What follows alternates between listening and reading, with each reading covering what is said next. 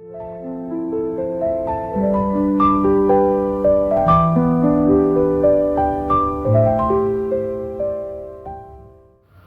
dearest ones.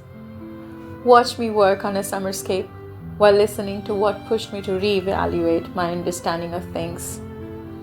I am questioning everything around me, everything I have known up until now, everything I have experienced, and even the very understanding of those things at the core. I'm currently in the process of realigning my perspective, myself, and the environment I'm in.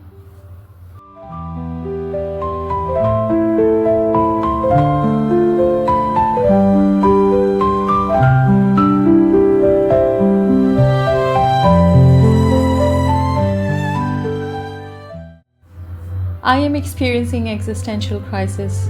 I'm questioning everything around me about myself and trying to recalibrate my understanding and actions. I am attempting to rediscovering myself sans any narrative imposed by others. So I've gone reclusive, silent, and reflective again. This is my second time going reclusive as an adult. The first time I went all inward, I took to writing. And this time around, it's painting.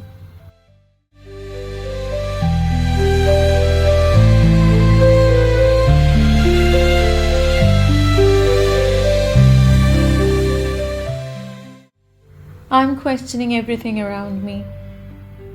Work, the corporate culture, people that work in it, myself included. At the outset, I would say it's to make a living, but isn't that just another story that I am giving to myself? What if the training imparted at work is actually to demold a person from being their true self? It strips them of their authenticity layer by layer by making them act according to a set of expectations those were set for perhaps the corporate environment to thrive and may not have been created keeping humans or their existence in the center.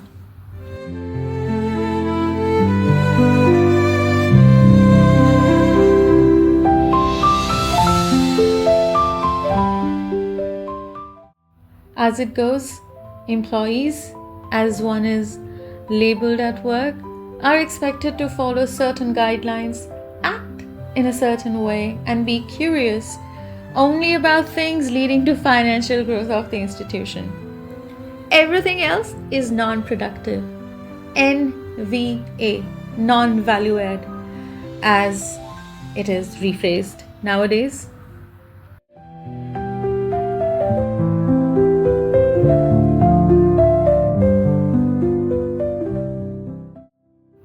I find the very definitions of ideologies practiced are pseudo and skewed. For example, growth means learning skills that will help the organization to get bigger, and many of those acquired skills may not be of any use after retirement. While the new or modified skill set aggressed the organization in the way they planned, the hike in pay is a corporate joke the employees play on us peasants. Let me take another example.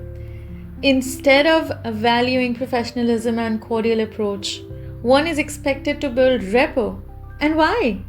I view that as an excuse employee at a higher level use to act unprofessionally. Isn't that autocratic and biased on their part? Like it's okay to misbehave for certain employees? Also, why favor based on rapport? Shouldn't ethics be the key? Work or not?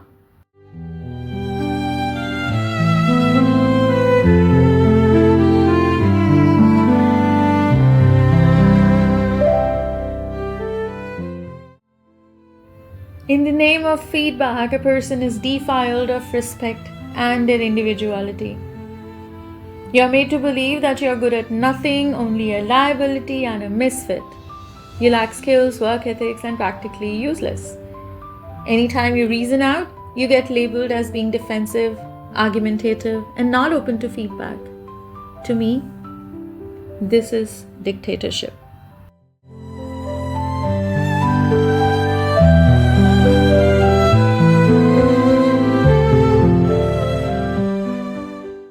While these are just some of the thoughts in my mind, collectively it is making me question about my life and experiences that I've had and accumulating as well.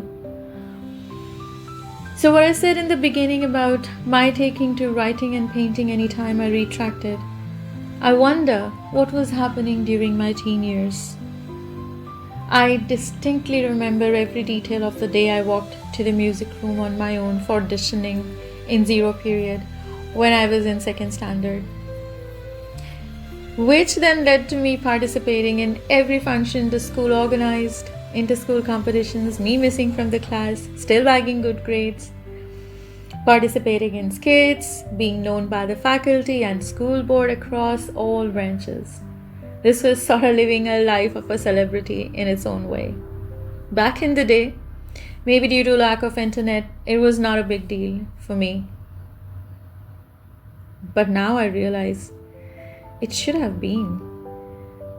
Thinking about it makes me smile wide to this day.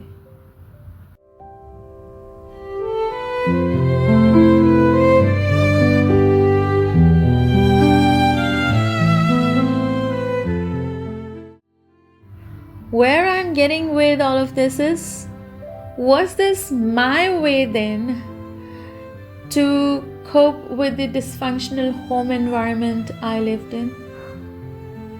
My teacher of 6th grade once said in parents-teachers meeting, I was so talkative. Like, not in a creating disturbance in the class way, but like in the outgoing way. And I was. My mother was appalled because I used to be silent at home. And I was how I am now.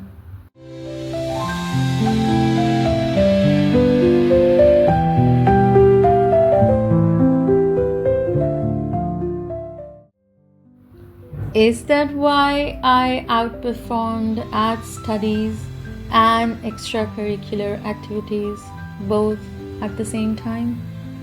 Was this because I was noticed by my parents only when I succeeded in school? And as a child, that was my only way to earn approval, validation, and love of the people I lived with back then. Was performing at school my attempt at expressing my silence at home? Was I emoting via singing because I was mute at home?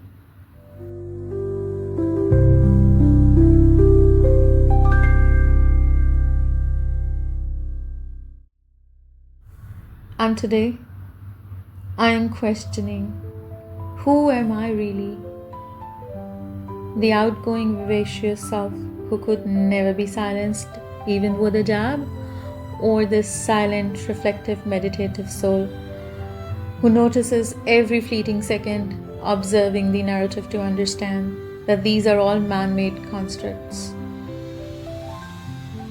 and that we are so entangled into it that most of us never created one or few of our own.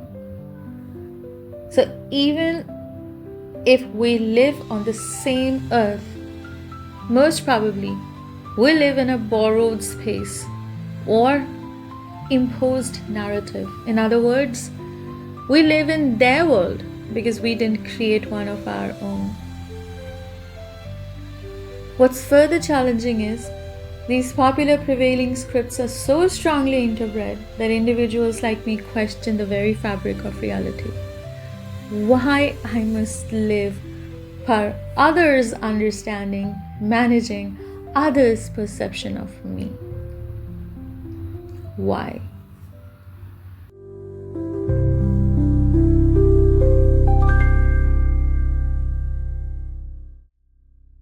And Whatever happened to the girl who loved to be under the spotlight, who used to perform at the center stage?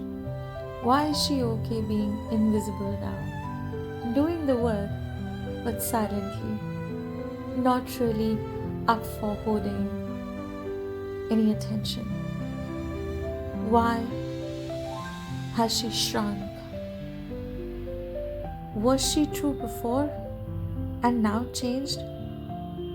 Or the one now is the real one but was acting out of trauma before? For now, these are the questions that are doing the round in my head. I hope you enjoyed watching me paint. See you in the next one.